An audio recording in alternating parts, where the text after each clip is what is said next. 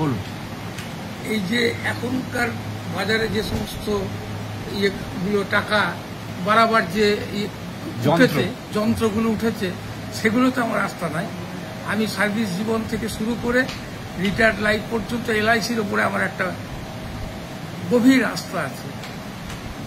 আস্থা কি না, ধরুন আমি যে সমস্ত যে টাকা যেটুকু যা পেয়েছিলাম বা আছে, সেটুকু আমি এলআইসিতেই ইনভেস্ট করেছিলাম এবং ভবিষ্যতেও করব। যেমন আমার ওল্ড জীবনশ্রী ছিল, আমার ধরুন এই জীবন আনন্দ দেখলেন, তারপরে বরিষ্ঠ পেনশন যোজনা, হ্যাঁ, 6,63,665 টাকায় আমাকে 5,000 টাকা পার মান্থ দেয়। কেউ দেবে? তা ওই সমস্ত ওই ফাটকাবাজারিতে আমার বিশ্বাস নাই।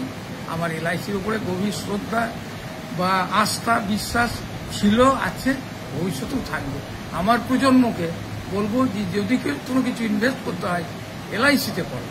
আপনি এই বয়সে এসেও অ্যাট দ্য এজ অফ 71 আপনি বললেন, আপনি এখনো মনে করছেন যে আপনি এলআইসিতে ইনভেস্ট করবেন? হ্যাঁ, নিশ্চয়ই।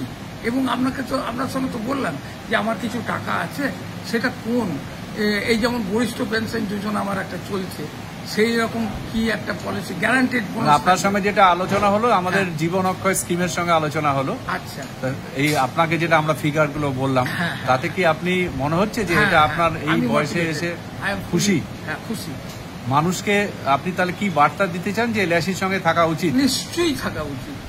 আপনি তো সার্ভিসিং লাইফ থেকে এতদিন পর্যন্ত এলআইসির সঙ্গে রয়েছেন, আমাদের পরিষেবা আপনার কেমন লাগে? খুব ভালো, খুব ভালো, খুব ভালো। অনেক ধন্যবাদ আপনাকে। আপনি সুন্দর থাকুন, ভালো থাকুন, এবং আপনার এই বক্তব্য আমরা চেষ্টা করব যে আরো সাধারণ মানুষের মধ্যে পৌঁছে দেয়। ভালো থাকবেন। নমস্কার।